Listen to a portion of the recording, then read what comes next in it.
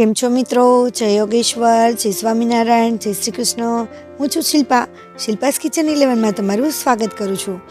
આમ તો આપણે કાકડીનો ઉપયોગ સલાડ બનાવવામાં કરતા હોઈએ છીએ, પરંતુ આજે હું કાકડીની એક નવી જ રેસીપી લઈને આવી છું. આપણે કાકડીનો ઉપયોગ રેગ્યુલર દિવસમાં તો કરીએ જ છીએ, પરંતુ તમે વિચાર્યું પણ નહીં હોય કે કાકડીની આવી સરસ અને આટલી ટેસ્ટી રેસીપી પણ બની શકે. તો આ ચટપટી રીતે આપણે કાકડી બનાવીને તૈયાર કરીશું, અને આ ચટપટી રીતે બનાવીને તૈયાર કરેલી કાકડી એટલી મસ્ત લાગે છે ને કે એનો કોઈ જવાબ જ નથી. મિત્રો, તમે કાકડીમાંથી સલાડ સિવાય બીજી કઈ કઈ વાનગી બનાવો છો ને એ મને કમેન્ટમાં કહેજો, અથવા બીજી કોઈ જો વાનગી તમારે શીખવી હોય ને તો એ પણ મને કમેન્ટમાં કહેજો, જેથી એ વાનગીનો વિડીયો પણ હું બનાવીશ. તો મિત્રો, આપણે આ વિડીયો જોઈએ એ પહેલાં મારે તમને એક વાત કહેવાની છે કે જો તમે ચેનલને હજી સુધી સબસ્ક્રાઈબ ના કર્યું હોય ને તો સબસ્ક્રાઈબ કરી લેજો, કેમ કે હું આવા જ નવા વિડીયો લાવતી રહું છું. અને બાજુમાં જે બેલ આવે ને એને પણ ઓન કરી દેજો, જેથી નવા વિડીયોની નોટિફિકેશન આવે અને નવો વિડીયો તમે તરત જોઈ શકો. અને હા, વિડીયો કેવો લાગ્યો ને એ મને કમેન્ટમાં કહેજો. જો તમને વિડીયો થોડો પણ ઉપયોગી બને ને તો લાઈક ના કરો તો ચાલશે, પરંતુ બીજા સાથે શેર જરૂર કરજો, જેથી એમને પણ ઉપયોગી બની શકે. તો ચાલો બનાવવાનું શરૂ કરીએ.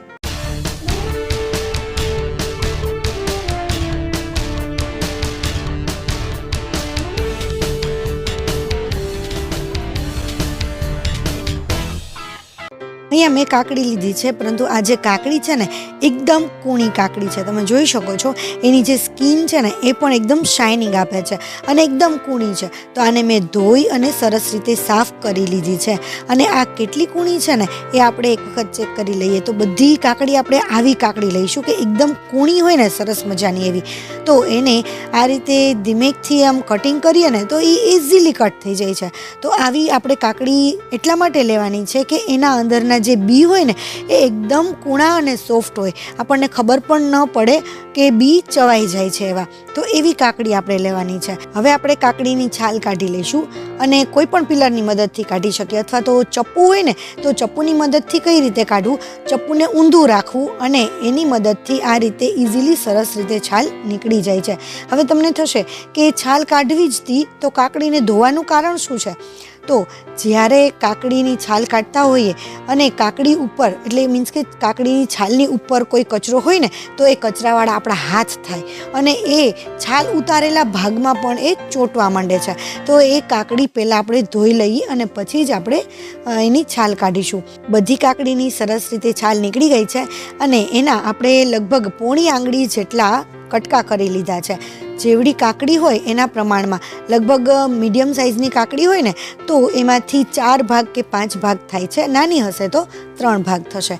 તો એવડા કટકા કરી અને કટકામાંથી પણ 8 થી 9 જેટલા પીસીસ કરવાના, એટલે બહુ જાડા પણ નહીં અને સાવ પતલા પણ નહીં, એવી સ્લાઇસ તૈયાર થઈ જશે. તમે જોઈ શકો છો અહીંયા એકદમ મસ્ત એવી સ્લાઇસ તૈયાર થઈ ગઈ છે.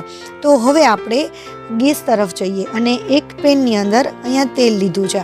તો લગભગ 2.5 પાવરા જેટલું કે 2.5 ચમચા જેટલું આપણે તેલ લઈ લઈશું.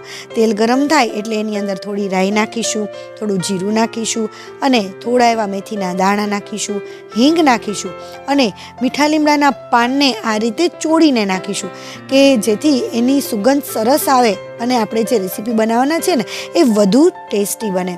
તો હવે જે કાકડીની સ્લાઇસ કરેલી છે બધી આપણે એની અંદર નાખી દઈશું, અને એને સરસ રીતે આપણે સાતડી લેવાની છે. ધીમે ધીમે મીડિયમ ફ્લેમ ઉપર આપણે એને સાતળીશું, જેથી એકદમ સરસ રીતે સતળાઈ શકે, ઉપરથી ક્રિસ્પી બને અને અંદરથી એ સોફ્ટ રહે, એવી રીતે સરસ સાતળી લઈશું. હવે થોડું એવું સતળાઈ જાય ને ત્યાર પછી આપણે મસાલા કરી લઈએ. તો એની અંદર આપણે થોડી હળદર નાખી દઈશું, ત્યાર પછી એની અંદર પ્રમાણસર મીઠું નાખી દઈએ, અને ત્યાર પછી થોડી એવી ખાંડ નાખીશું. બહુ વધારે નહીં, પણ ચપટી જેટલી જ આપણે એની અંદર ખાંડ નાખીશું, અને બધું સરસ રીતે મિક્સ કરી અને બધા મસાલાને પણ આપણે પકવી લઈએ અને સાથે સાથે સાતળાઈ જશે. મિત્રો, તમે કયા ગામથી કે કયા સિટીથી મારા વિડીયો જુઓ છો ને એ મને કમેન્ટમાં કહેજો, કારણ કે મારા વ્યુઅર્સ મારા વિડીયો ક્યાં ક્યાંથી જુએ છે ને એ મને ખ્યાલ આવે. હવે બધા મસાલા છે ને એકદમ સરસ રીતે મિક્સ કરી લઈએ અને આને પણ આપણે મીડિયમ ફ્લેમ ઉપર જ સાતળીશું. હજી કાકડી એકદમ સરસ સોફ્ટ થઈ જાય ને ત્યાં સુધી આપણે સાતળીશું. લગભગ 50% જેટલી આપણે સોફ્ટ થઈ જવી જોઈએ અને તેલમાં જ જ્યાં સુધી વધારે સાતળીશું ને એ વધુ ટેસ્ટી બનશે. હવે તમે જોઈ શકો આપણી કાકડી છે એકદમ સરસ રીતે 50% જેટલી સંતળાઈ ગઈ છે અને હવે એની અંદર આપણે બીજા મસાલા કરી લઈએ. તો એની અંદર લાલ મરચું નાખી દઈશું. લાલ મરચું તમે તમારા ટેસ્ટ પ્રમાણે વધુ ઓછું કરી શકો છો. અને ત્યાર પછી 1 ચમચી જેટલું આપણે ધાણા જીરું પાવડર નાખીશું. ધાણા જીરું પાવડરનું પ્રમાણ થોડું વધારે હશે ને તો એ વધુ ટેસ્ટી લાગશે. તો આ મસાલા પણ આપણે હવે ઘણા લોકો મને પ્રશ્ન કરે છે કે જ્યારે હળદર ને બીજા મસાલા નાખ્યા ત્યારે લાલ મરચું નાખી શકાય? હા, નાખી તો શકાય, પરંતુ લાસ્ટમાં જ્યારે થોડી જ વાર સાતળીશો ને તો એનો ટેસ્ટ વધારે સરસ આવે છે. ઘણી વખત અમુક રેસીપીમાં જ્યારે લાલ મરચું પહેલાં નાખતા હોઈએ ને તો એ બળી જતું હોય છે, એટલે લાલ મરચું હંમેશા લાસ્ટમાં નાખવું. અને ત્યાર પછી આ ટમેટાં મેં 2 ટમેટાં મીડિયમ સાઇઝના લીધા હતા અને એની પણ આ રીતે સ્લાઇસ કરી લીધી છે. એ સ્લાઇસ નાખી અને એને પણ આપણે મિક્સ કરી લઈએ અને ઢાંકી અને એને લગભગ 1 થી 1.5 મિનિટ સુધી આપણે મીડિયમ ફ્લેમ ઉપર પાકવા દઈશું. મિત્રો, તમને મારી રેસીપી કેવી લાગે છે ને એ મને કમેન્ટમાં જરૂર કહેજો અને જો તમને થોડી પણ ઉપયોગી બનતી હોય તો બીજા સાથે શેર કરવાનું ના ભૂલતા. એ મને કમેન્ટમાં કહેજો કે તમને રેસીપી કેવી લાગી. હવે મિત્રો, 1 ચમચી જેટલી આપણે વરિયાળી અંદર નાખીશું. અહીંયા છે ને મારી વરિયાળી શેકેલી જ હતી એટલે મેં લાસ્ટમાં નાખી છે. બાકી જો તમે શેકેલી તમારી પાસે વરિયાળી ના હોય ને તો જ્યારે આપણે વઘાર કરીએ ને તેલમાં ત્યારે જ 1 ચમચી વરિયાળી નાખી દેવાની અને મિક્સ કરી અને ફરીથી આપણે એને પકવી લઈશું. આવી રીતે ધીમા ફ્લેમ ઉપર ઢાંકીને પકવતા જઈશું ને તો એનો ટેસ્ટ પણ બહુ જ સરસ આવે છે. આમાં આપણે કોઈ પણ જાતના લિક્વિડનો ઉપયોગ નહીં કરીએ છતાં પણ એ એકદમ સરસ રીતે પાકી જાય છે, કારણ કે પાણી જે કાકડી છે ને પોતાનું જ પાણી છોડે છે, એનાથી જ એ કાકડી પાકી જતી હોય છે.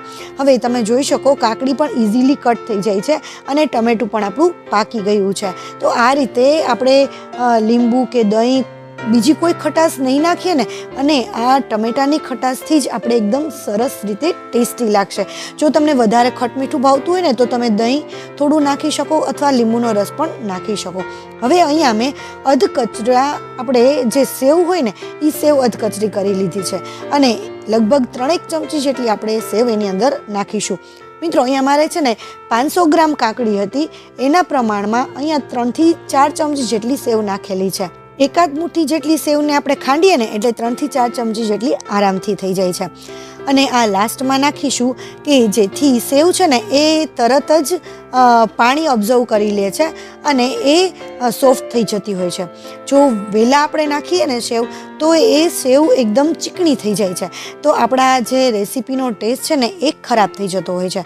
તો આ લાસ્ટમાં આપણે સેવ નાખી થોડી વાર હલાવી અને ત્યાર પછી આપણે એની અંદર આપણે કોથમરી નાખી દઈશું. મિત્રો, આ રેસીપી તમે એક વખત બનાવશો ને તમારે શાકની પણ જરૂર નહીં પડે. આ એક રીતે કહી શકાય કે કાકડીનું શાક બનાવેલું છે. મને એક વિચાર આવ્યો જ્યારે શાક મારા ઘરમાં હતું નહીં અને કાકડી હતી ઘરમાં, તો મને વિચાર આવ્યો કે કાકડીનું શાક જ બનાવી નાખું. તો બધાને એટલું ભાવ્યું ને. આમ તો જનરલી આ છે એ તમે સલાડમાં અથવા તો કાકડી છે સંભારામાં યુઝ કરી શકતા હોઈએ છે, પરંતુ આ જે રેસીપી છે ને એ તમે દહીંની અંદર નાખી અને રાયતા તરીકે પણ યુઝ કરી શકો છો. એનો પણ ટેસ્ટ બહુ જ સરસ આવશે. જો નોર્મલી આ રીતે શાક બનાવીને ખાશો ને તો પણ બહુ જ સરસ લાગશે. ભાખરી સાથે કે થેપલા સાથે કે રોટલી સાથે પણ બહુ સરસ લાગે છે. તો મિત્રો, તમને મારી રેસીપી કેવી લાગી ને એ મને કમેન્ટ જરૂર કરજો અને થોડી ઉપયોગી બની હોય તો બીજા સાથે શેર કરવાનું ના ભૂલતા. અને જો ચેનલને સબસ્ક્રાઈબ ના કર્યું હોય તો સબસ્ક્રાઈબ પણ કરી લેજો. Thank you for watching. નવી રેસીપી સાથે ફરીથી મળીશું. ત્યાં સુધી બાય બાય.